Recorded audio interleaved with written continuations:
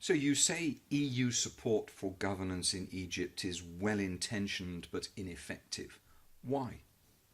Well, it is well-intentioned, which means that over the last years the Commission has definitely taken quite a few measures when it gives aid to Egypt.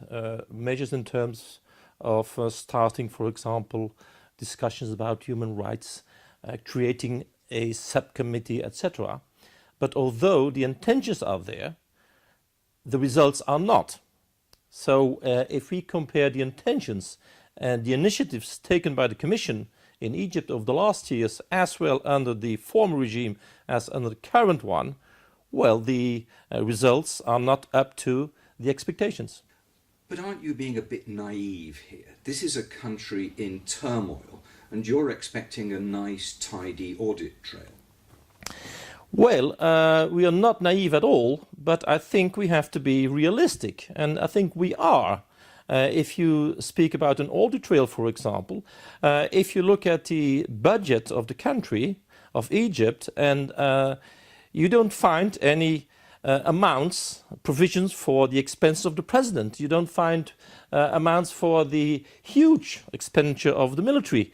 You find a special fund of €4 billion, of which no one knows what it's meant for, where the money comes from, where the money goes to. So it's, in these circumstances, absolutely impossible to follow an audit trail. So we are not naive, we are very realistic, but I think we have to set minimum standards in terms of human rights, in terms of democracy, in terms of the fight against corruption, and in terms of a decent public finance management. Okay, in practical terms then, what are your recommendations?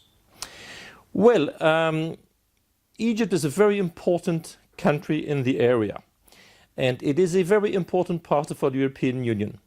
In the past, the Commission set forward some conditions for giving aid to the country in terms of human rights, in terms of democracy, in terms of public finance management, in terms of fighting corruption.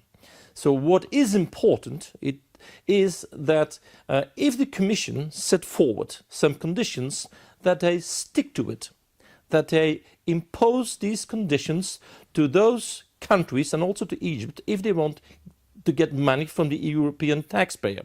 So we have such a thing as European values, and if we spend the European taxpayers' money, the European taxpayer definitely will want these values to get the necessary respect from those who want to have the European money.